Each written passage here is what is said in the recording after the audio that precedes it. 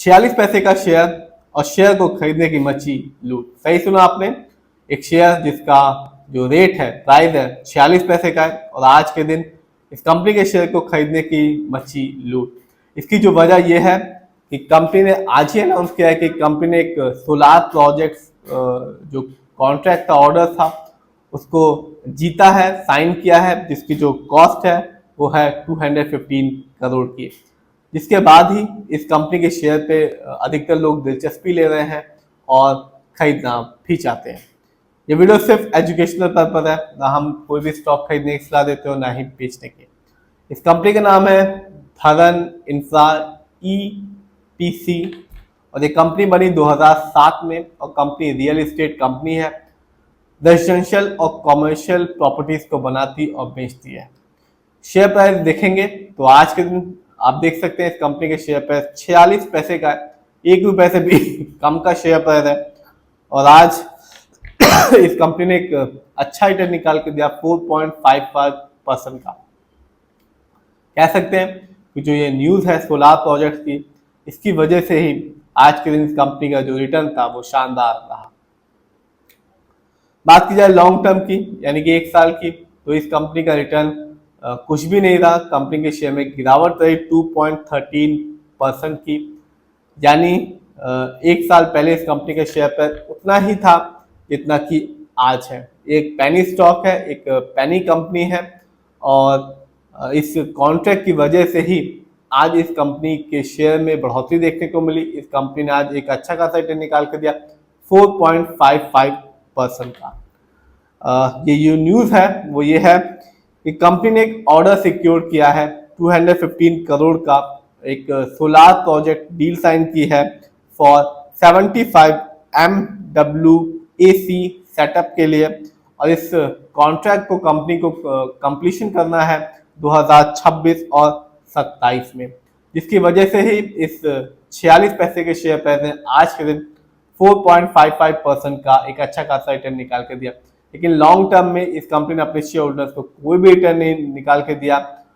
Share price उतना ही है जितना कि आज है, 1 साल पहले भी उतना ही था और आज भी उतना ही है। तो लॉन्ग टर्म में इस कंपनी ने अपने शेयर होल्डर्स को निराश ही किया है कि पेनी स्टॉक है, और पेनी स्टॉक का हाल ऐसा ही होता है।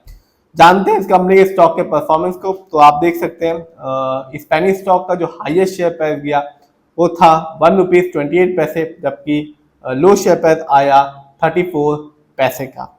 जानते हैं इस कंपनी के इवेंट्स को, तो 4 अप्रैल 2025 को इस कंपनी ने अपने शेयर होल्डर्स को बोनस शेयर दिया 1:1 के रेशियो में, यानी जिस भी शेयर होल्डर्स के पास इस कंपनी का एक शेयर उस समय था उसको एक एक्स्ट्रा फ्री में कंपनी ने शेयर दिया। तो जो पेनी स्टॉक होते हैं जिनका जो प्राइस होता है वो कम होता है, 2-4 रुपए वाले जो शेयर प्राइस होते हैं वो ऐसा ही करते हैं, अपने शेयर होल्डर्स को बनाए रखने के लिए time to time bonus share देते हैं, अपने स्टॉक को स्प्लिट भी करते हैं, डिविडेंड भी देते हैं। भले डिविडेंड ना भी दें लेकिन अपने शेयर होल्डर्स को बोनस शेयर और अपने स्टॉक को स्प्लिट भी करते रहते हैं। इस कंपनी ने भी ऐसा ही किया, इसी साल अपने शेयर होल्डर्स को बोनस शेयर दिया 1:1 के रेशियो में, क्योंकि लॉन्ग टर्म में तो आपने देखा ये कंपनी अपने शेयर होल्डर्स को रिटर्न नहीं दे रही है।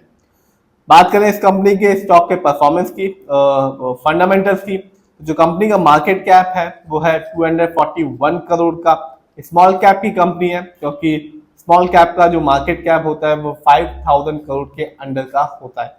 पीबी रेशियो 0.27 है। शेयर मार्केट में एक अच्छा पीबी रेशियो कहलाता है 1 या तो बिलो 3। इंडस्ट्री पी अच्छा खासा है 42.48 का, क्योंकि शेयर मार्केट में एक अच्छा इंडस्ट्री पी होता है 20 से लेकर 25 के बीच में। इंडस्ट्री पी से पता चलता है कि कंपनी का स्टॉक क्या अंडर वैल्यूड है या ओवर वैल्यूड है। डेट टू इक्विटी बहुत ही कम है, यानी कि लोन का बहुत ही कम है इस कंपनी पर, 0.07 है। आरओई नेगेटिव है, यानी कि आरओई बहुत ही बेकार है। इस कंपनी का आरओई है -4.35% का। शेयर मार्केट में एक अच्छा आरओई कहलाता है 15% से लेकर 20% के बीच में। जब भी किसी कंपनी का जो आरओई होता है नेगेटिव होता है या कम होता है, जैसा कि इस कंपनी का है, तो वो साफ बताता है कि कंपनी शेयर होल्डर्स के पैसे को सही प्रोजेक्ट्स में सही से यूटिलाइज नहीं कर पा रही है, जिससे लॉन्ग टर्म में रिटर्न पाने की संभावना कम हो जाती है। और जब भी किसी कंपनी का आरओई हाई होता है या पॉजिटिव होता है, तो बस एक ही चीज आपको बताएगा कि कंपनी शेयर होल्डर्स के पैसे को सही से यूटिलाइज कर रही है, इससे लॉन्ग टर्म में एक शेयर होल्डर्स को एक अच्छा खासा रिटर्न देखने को बनता है। ईपीएस नेगेटिव है, बहुत ही बेकार है, -0.07 है, क्योंकि शेयर मार्केट में एक अच्छा ईपीएस टीटीएम कहलाता है 80 और उससे ज्यादा का। Earning per share trailing 12 month का है, मतलब होता है कंपनी ने लास्ट एक साल में यानी कि 12 महीने में कितना कमाया, कुछ कमाया भी या नहीं। यदि हाई होता तो कंपनी अच्छा कमा रही है या अच्छा परफॉर्म कर रही है, ये तो नेगेटिव है, तो आप समझ सकते हैं कि कंपनी कुछ भी नहीं कमा पा रही। जानते हैं इस कंपनी के फाइनेंशियल कंडीशन को, तो कंपनी का फाइनेंशियल कंडीशन बहुत ही वीक है, बेकार है। रेवेन्यू को देखूं तो कंपनी का मार्च 2025 में रेवेन्यू रहा क्वार्टरली 2.44 करोड़ का, जबकि 2024 में यानी कि पिछले साल इस कंपनी का रेवेन्यू था ईयरली 48.16 करोड़ का। प्रॉफिट कंपनी का कुछ भी प्रॉफिट नहीं हो रहा, कंपनी को लॉस ही उठाना पड़ रहा है। मार्च क्वार्टर में इस कंपनी का प्रॉफिट कह सकते हैं कि लॉस रहा -2.47 करोड़ का, जबकि पिछले साल भी इस कंपनी को लॉस ही उठाना पड़ा जो कि रहा -36.57 करोड़ का। नेटवर्थ भी कंपनी का पिछले साल की तुलना में इस साल कम हो चुका है। आप देख सकते हैं पिछले साल 2024 में इस कंपनी का जो नेटवर्थ था वो था 933 करोड़ का, जबकि इस साल घट के हो चुका है 910 करोड़ का। शेयर होल्डिंग पैटर्न को देखते हैं तो आप देख सकते हैं रिटेलर्स यानी कि हम लोग का पैसा या हम लोग की वजह से ही ये कंपनी चल रही है, हम लोग का पैसा इस कंपनी में लगा हुआ है 99.16%, यानी कि जो सारा का सारा पैसा लगा हुआ है इस कंपनी में वो रिटेलर्स का लगा हुआ है, हम लोग का लगा हुआ है। प्रमोटर की होल्डिंग सिर्फ 0.83 है, यानी कि बहुत ही कम है इस कंपनी में प्रमोटर की होल्डिंग।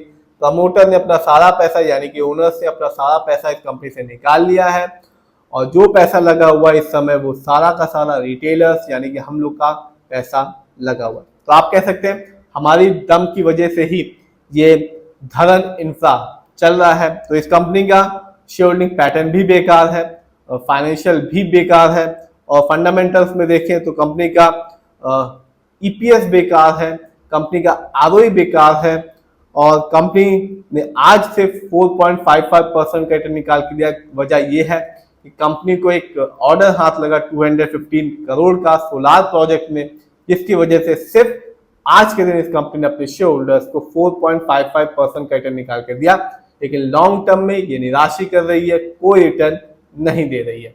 फिर भी आप जिस भी कंपनी के शेयर को खरीदें खुद रिसर्च करें, एनालाइज करें, अपने फाइनेंशियल एडवाइजर की राय लें, फिर अपने पैसे को शेयर मार्केट में लगाएं।